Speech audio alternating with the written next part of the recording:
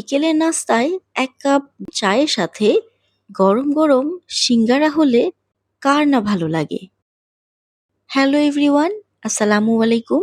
আশা করি সবাই ভালো আছেন। আজকের রেসিপিতে তৈরি করতে যাচ্ছি হোমমেড কিন্তু একদম দোকানের মতো খাস্তা আলুর সিঙ্গারা। খুবই ইজি ওয়েতে এই সিঙ্গারা আমি ঘরে তৈরি করে দেখাবো। এভাবে তৈরি করলে সিঙ্গারা ভাজার পরপরও নরম হয়ে যাবে না, থাকবে একদম হোটেলের সিঙ্গারার মতোই খাস্তা আর ক্রিস্পি।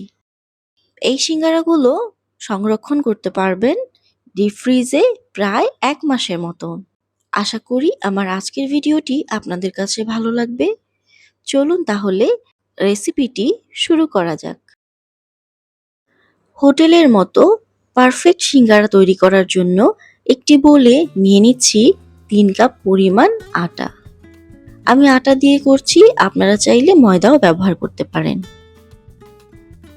নিয়ে নিচ্ছি 1/2 টেবিল চামচ পরিমাণ লবণ এবং 1 টেবিল চামচ পরিমাণ কালো জিরা।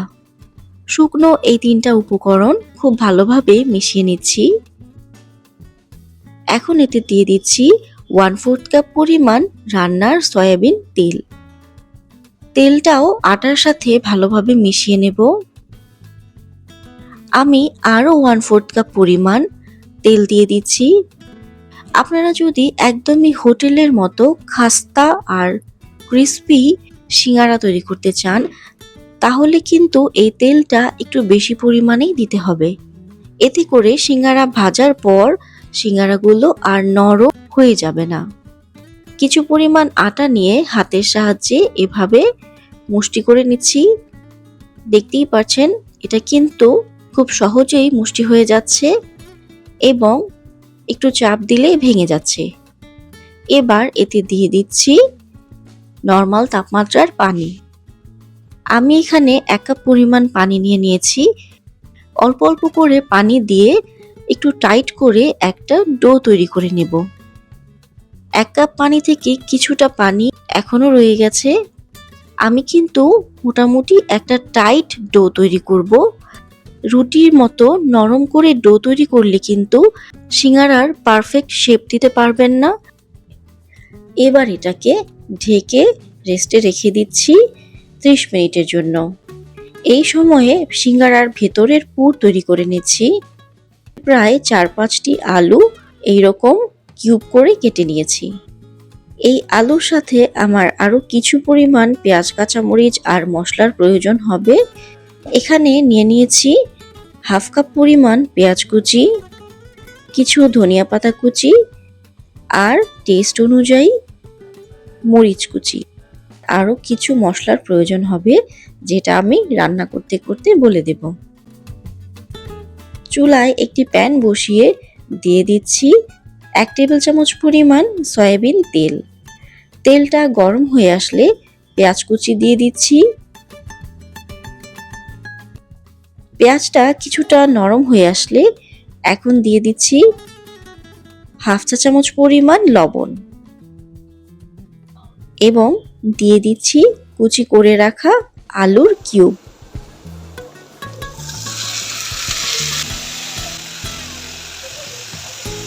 খুবই সামান্য পরিমাণ মরিচের গুঁড়া দিয়ে দিচ্ছি আর দিয়ে দিচ্ছি হলুদের গুঁড়া। 1/2 চা চামচ দিয়ে দিচ্ছি চাট মশলা। আপনারা চাইলে এখানে গরম মশলাও ব্যবহার করতে পারেন। মশলাটা খুব ভালোভাবে আলুর সাথে মিশিয়ে নিয়েছি। এখন দিয়ে দিচ্ছি 1/2 কাপ পরিমাণ পানি। ঠিক আলুটা সেদ্ধ হতে যতটুকু পানি প্রয়োজন ঠিক ততটুকু। ঢাকনা দিয়ে ঢেকে দিচ্ছি। চুলার আঁচ মিডিয়ামে রেখে রান্না করব 15 মিনিটের জন্য। 15 মিনিট পর দেখতেই পাচ্ছেন আলুর মধ্যে পানিটা প্রায় শুকিয়ে এসেছে এবং আলুগুলোও কিন্তু সেদ্ধ হয়ে গিয়েছে। এই অবস্থায় দিয়ে দিচ্ছি কুচি করে রাখা কাঁচামরিচ এবং ধনিয়া পাতা। কাঁচামরিচটা শুরুতে দিয়ে দিলে কিন্তু এই আলুর পুরটা অতিরিক্ত ঝাল হয়ে যেত, যার কারণে কাঁচামরিচ আর ধনিয়া পাতা কুচিটা আমি নামানোর ঠিক আগ মুহূর্তে ব্যবহার করছি। সিঙ্গারা তৈরি করার জন্য আলুর পুর সম্পূর্ণভাবে তৈরি। চুলাটিকে অফ করে দিচ্ছি।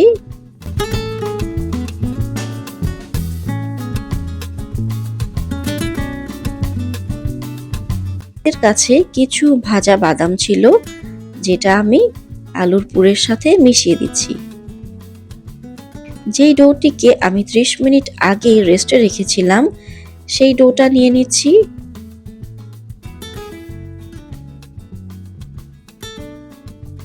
প্রায় 8-10টি লেচি কেটে নিয়েছি।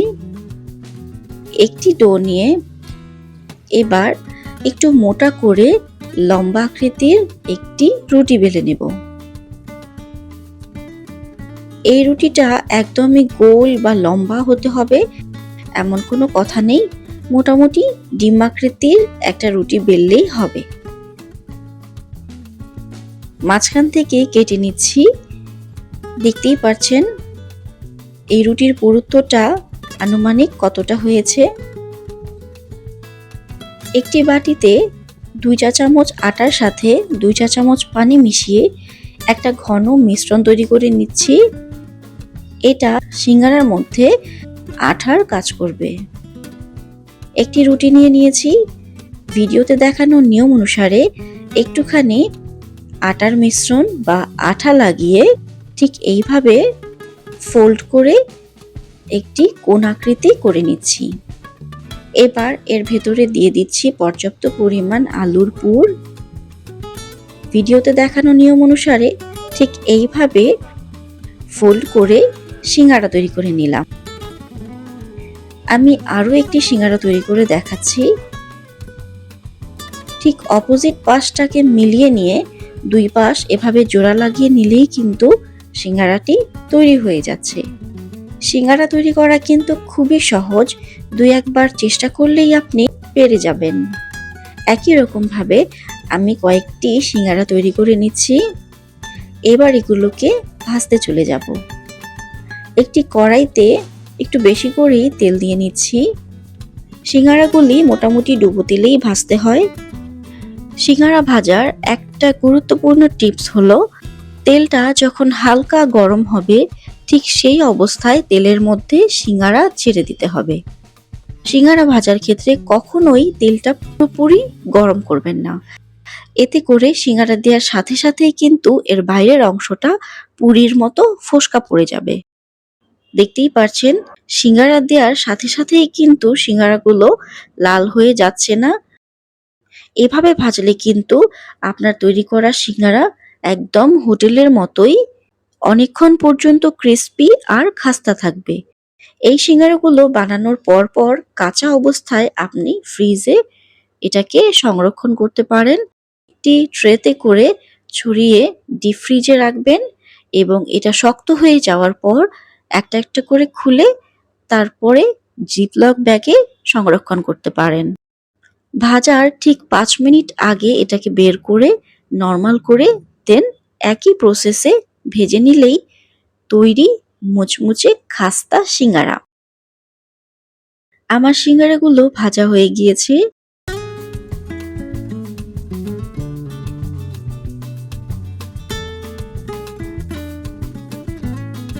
একটি সিঙ্গারা আপনাদেরকে ভেঙে দেখাচ্ছি।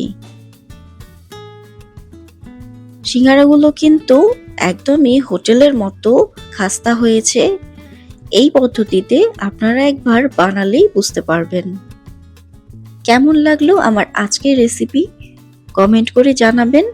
ভিডিওটি ভালো লাগলে অবশ্যই একটা লাইক দিয়ে চ্যানেলটিকে সাবস্ক্রাইব করতে ভুলবেন না। সবাই ভালো থাকবেন। দেখা হবে অন্য একটি রেসিপিতে। আল্লাহ হাফেজ।